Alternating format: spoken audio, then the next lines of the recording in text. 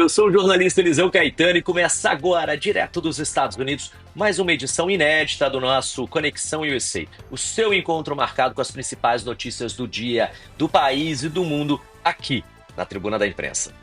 O presidente dos Estados Unidos, Donald Trump, afirmou que vai conversar com o presidente da Rússia, Vladimir Putin, amanhã, terça-feira, para discutir a possibilidade do cessar-fogo na guerra com a Ucrânia. A declaração foi feita a jornalistas a bordo do Air Force One, no retorno de Trump a Washington após reuniões entre autoridades americanas e russas que aconteceram em Moscou. Segundo Trump, o objetivo da conversa será avaliar as chances de um acordo para interromper o conflito. Ele disse que quer ver se consegue encerrar essa guerra, que talvez não possa, mas que acha que tem uma boa chance. O americano tenta garantir agora o apoio de Putin a um cessar-fogo de pelo menos 30 dias, que aliás já foi aceito pela Ucrânia na última semana, mas que ainda depende da adesão da Rússia. Apesar das negociações que estão em andamento, os combates continuam, viu? No fim de semana, ataques aéreos foram registrados dos dois lados e a Rússia intensificou a sua ofensiva contra tropas ucranianas que ocupam parte da região de Kursk, que fica dentro do território russo. Agora, sobre os temas do acordo, Trump indicou que as discussões envolvem a divisão de territórios e de infraestruturas estratégicas. Ele disse que vão falar sobre terras, sobre usinas de energia, que já está conversando inclusive sobre dividir certos ativos. Afirmou sem dar muitos detalhes, mas uma das principais instalações sob disputa é a usina nuclear de Zaporizhia, a maior da Europa, que atualmente está sob controle russo. O Kremlin ainda não se pronunciou oficialmente sobre a declaração de Trump, mas na semana passada, como a gente viu aqui na tribuna, Putin enviou uma mensagem ao governo norte-americano, por meio do enviado especial Steve Witkoff, expressando o que ele chamou de cauteloso otimismo quanto a um possível acordo. Aqui nos Estados Unidos, membros do alto escalão do governo reforçam que há desafios a serem superados antes que um cessar-fogo seja estabelecido. O secretário de Estado Marco Rubio e o conselheiro de Segurança Nacional Mike Waltz afirmaram em entrevistas que qualquer negociação vai exigir concessões de ambos os lados. Aliás, Waltz, ao ser questionado se Washington aceitaria que a Rússia mantivesse territórios ocupados, respondeu: a negociação precisa ser baseada na realidade. Agora, e as posições da Ucrânia e também da Rússia? O presidente ucraniano Volodymyr Zelensky declarou que vê uma oportunidade real de encerrar a guerra, mas reafirmou que a soberania do país não está em jogo. Kiev exige que a Rússia devolva todos os territórios ocupados desde a invasão de 2022, incluindo a Crimeia, que foi anexada em 2014. Já a Rússia, por sua vez, condiciona um possível acordo a garantias de que a Ucrânia permaneça neutra e não entre na OTAN. Além disso, Putin exige a suspensão de sanções ocidentais e também a realização de eleições presidenciais na Ucrânia. E várias missões de paz estão trabalhando nesse momento e também há reações internacionais, como por exemplo Reino Unido e França, que sinalizaram aí a disposição de enviar forças para monitorar esse eventual cessar-fogo. Moscou já disse que não quer nenhuma presença militar estrangeira na região e, claro, a gente vai acompanhar tudo isso aqui na Tribuna da Imprensa.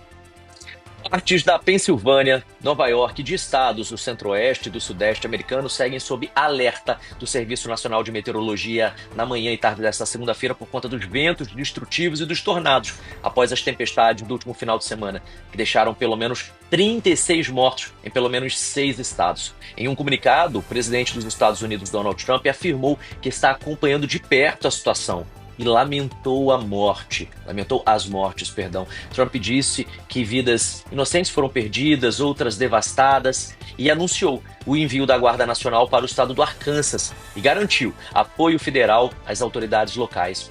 As tempestades que atingiram o sul e também o meio oeste aqui do país avançaram aqui para a costa leste no domingo, onde deixam mais de 340 mil consumidores sem energia elétrica até este momento.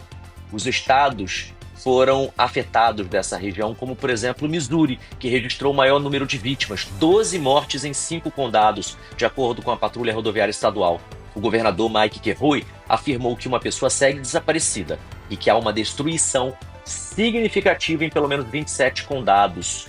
Casas, igrejas, supermercados, tudo destruído. Inclusive parques devastados, viu? Já no Mississippi, 6 pessoas morreram em 3 condados. e outras 29 ficaram feridas, de acordo com o governador Tate Reeves. Ao todo, 21 condados registraram estragos.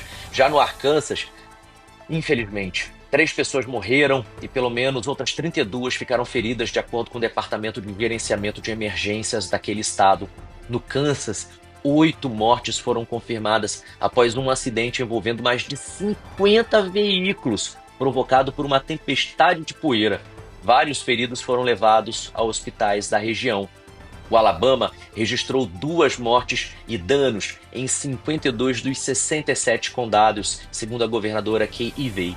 No Texas, tempestades de poeira causaram colisões perto de Amarillo, resultaram aí em 3 mortes.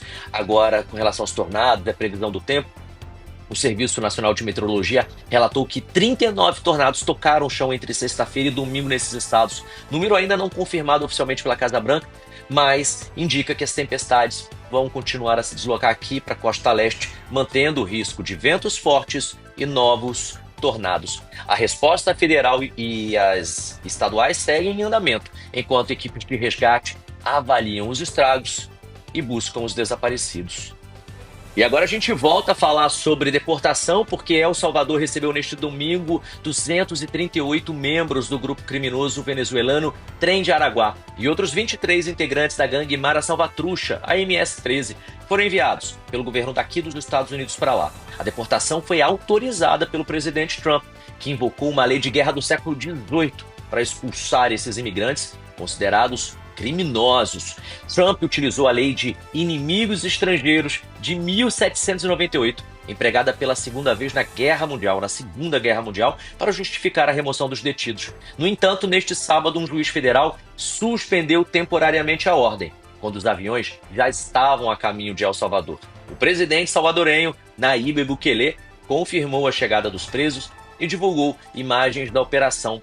Segundo ele, os detentos foram transferidos imediatamente para o Centro de Confinamento do Terrorismo, CECOT, que é uma prisão de segurança máxima que fica a 75 quilômetros de San Salvador, onde permanecerão sob regime rigoroso por pelo menos 1 ano, com possibilidade de prorrogação. E claro que já há reação internacional, viu?